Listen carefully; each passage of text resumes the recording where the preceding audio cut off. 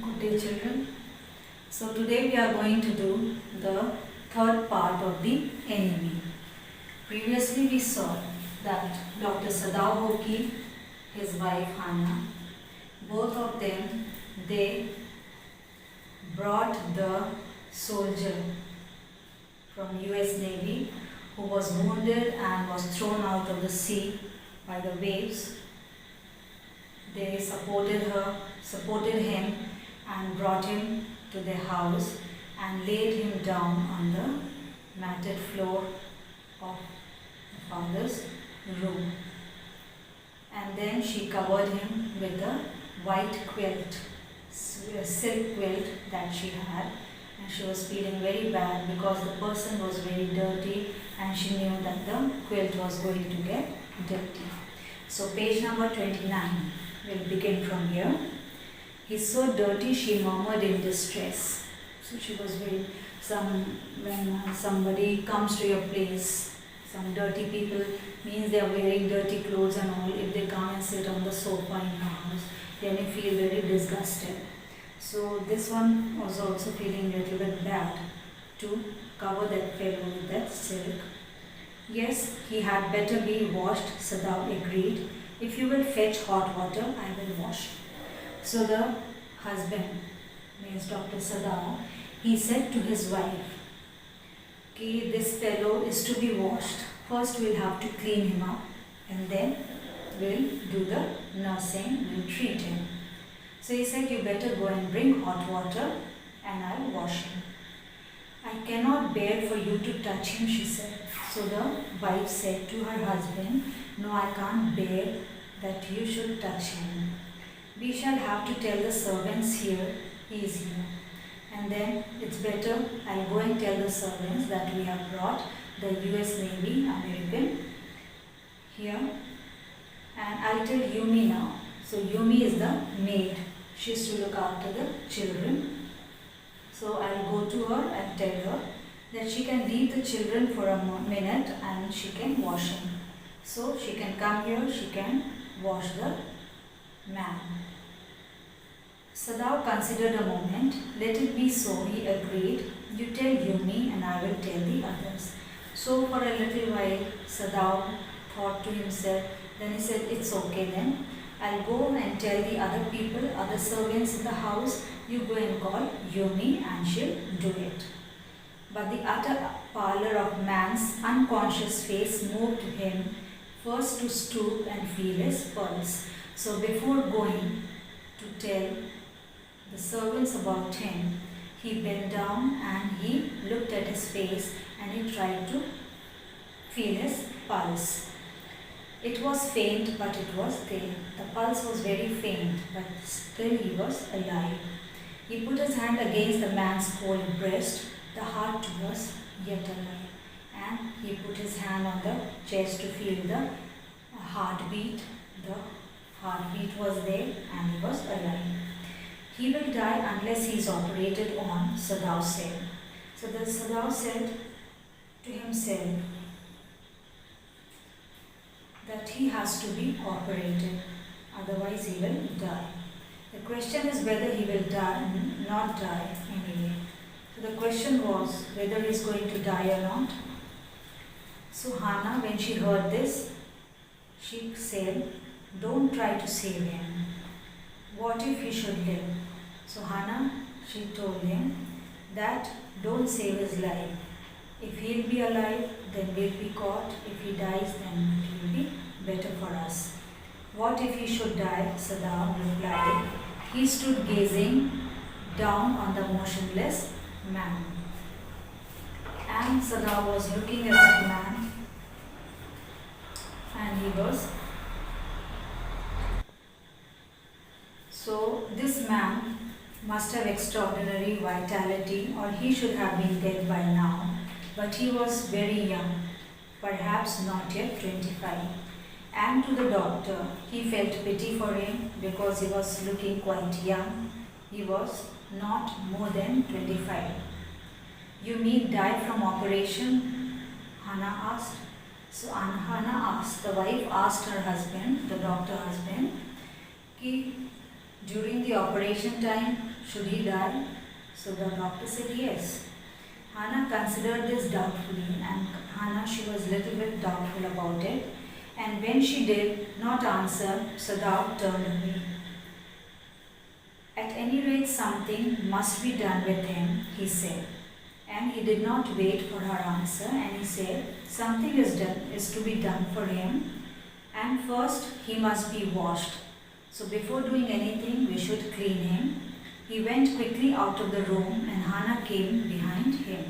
And then saying so, he came out, and Hannah also came out of the room because she did not want to be alone with that man inside the room. She was afraid.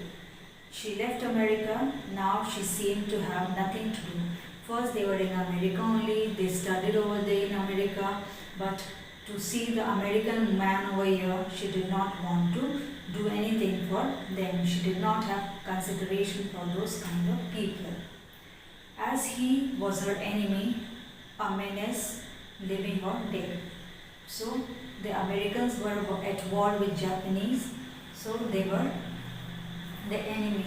So she did not like him, whether he was living or dead. She turned to the nursery and called Yumi. Then, where her children were with the maid, she went over there. She called out to the servant.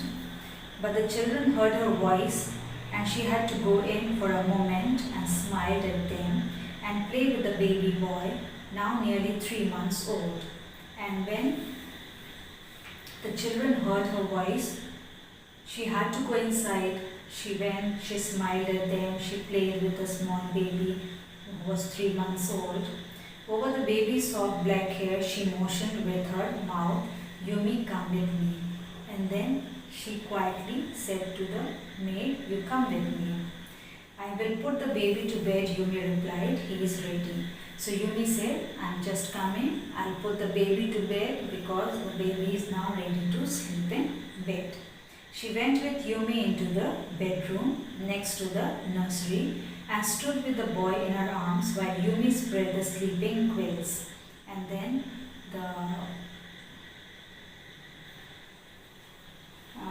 Hannah, the mother, she held the small baby in her hand, and by the time Yumi was spreading quilts for the baby on the floor, and then they laid the baby between them.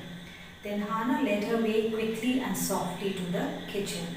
Then they went towards the kitchen. The 2 servants were frightened at what their master had just told them. And she saw the 2 servants standing over there. They had a frightened face because the master had told them that they have brought in the American from the US Navy to nurse. The old gardener, who was also house servant, pulled the few hair of his upper lip. And the old gardener, so he was trying to pull the hair from his moustache. The master ought not to heal the wound of this white man, he said bluntly to Hannah.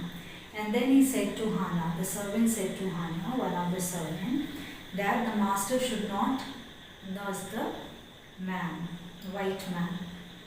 The white man ought to die, so he must die. First he was shot, then the sea caught him and wounded him with her rocks. So he said that the man, he is not at all lucky. First he was shot, then the sea tried to take revenge out of him. It threw him on the rocks, it wounded him. And if the master is going to heal him, then what will happen? The gun did what the sea did, they will take revenge on us. So the gun and the sea, they tried to kill the American soldier, and if we are going to save that fellow, the gun and the sea, they are going to take revenge from us. So it's better we should let him die. I will tell him what you say. So Hannah said, all right, I'll go and tell the doctor about it, what you are saying. But she herself was also frightened, and she was also frightened. Although she was not superstitious as the old man, Though she was not superstitious, still she was afraid that if they'll be caught nursing the American by the Japanese people, then they'll be surely punished. Could it ever be well to help an enemy? So she thought to herself, is it good to help the enemy? Nevertheless, she told Yumi to fetch the hot water and bring it to the room where the white man was. And she had asked Yumi to bring hot water to the room where the white man was lying down. She bent ahead and slid back the partitions. And then she moved further. She opened the partitions. Sadao was not yet there. Sadao was still over not there. Yumi came inside behind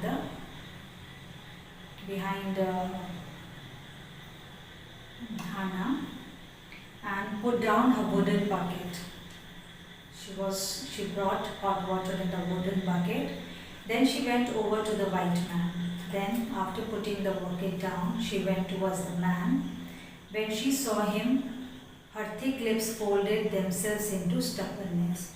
And when she looked at the man, she was very much afraid. She did not want to clean him. She was very stubborn. I have never washed a white man. She said, I have never washed a white man and I will not wash so dirty the one now. And she said, I am not going to wash him now. Hannah cried at her severely. So Anna shouted at her, you will do what your master commands you. So I am your master. Whatever I am asking you to do, you should do that. There was so fierce a look of resistance upon Yumi's round, dull face that Hannah felt unreasonably afraid. And Yumi's face was looking very fierce. She was very angry. So looking at her face, Hannah felt quite afraid. After all, if the servant should report something, that was not as it happened. And she was thinking that if servants will go and tell outside, then what will happen to us? Very well, she said, you understand, we only want to bring him to his senses so that we can turn him over as a prisoner. So very politely, Hannah said to Yumi that we only want to bring him to senses, that once he'll become senseful, means the sense comes to him. At present he is unconscious, and when the sense comes to him, when he is all right, then we'll hand him over to the police. I will have nothing to do with it. Yumi said, I don't know about it. I am a poor person and it is not my business. So I am a poor lady and it's not my business to clean the white man. Then please, Hannah said gently, return to your own work. So Hannah said, okay, you go back to your own work that you were doing. At once Yumi left the room.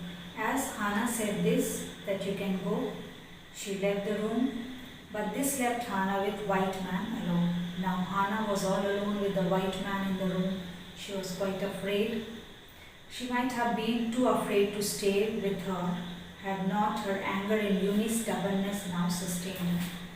So previously, she was very much afraid, but here Yumi's stubbornness not to clean that old white man, this one was so angry that she was determined that she is going to clean the man herself.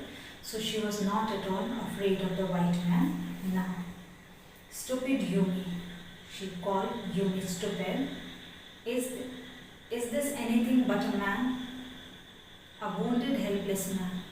So this fellow, he is a wounded man, he is a helpless man. How he is going to harm us? So Yumi should have cleaned him. He is not going to harm anybody. So she thought, let it go then.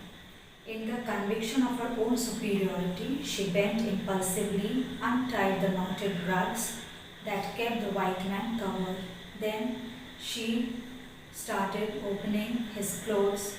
All his clothes were tattered and torn. So she started removing her clothes. When she had his breast bare, she dipped the small clean towel that Yumi had brought into the steaming hot water and washed his face carefully, and after opening her upper part of the chest, she took the clean towel and washed his face carefully. Man's skin, though rough with exposure, was of a fine texture and must have been very blonde when he was a child. So while doing this, while cleaning it, she found that the skin texture was quite fine and he had got blonde face, blonde eyes. So she thought that as a child, the fellow must have been very attractive. So this is the third part. Then tomorrow we'll do the fourth. Means next session. In the next class we'll do the fourth part. As this lesson is too long, so I've divided this into many parts, means 5 or 6 parts. So this is the completion of the third part. It is from page number 29 to 31. So I think children, you are able to understand this. So that's all for today. Goodbye.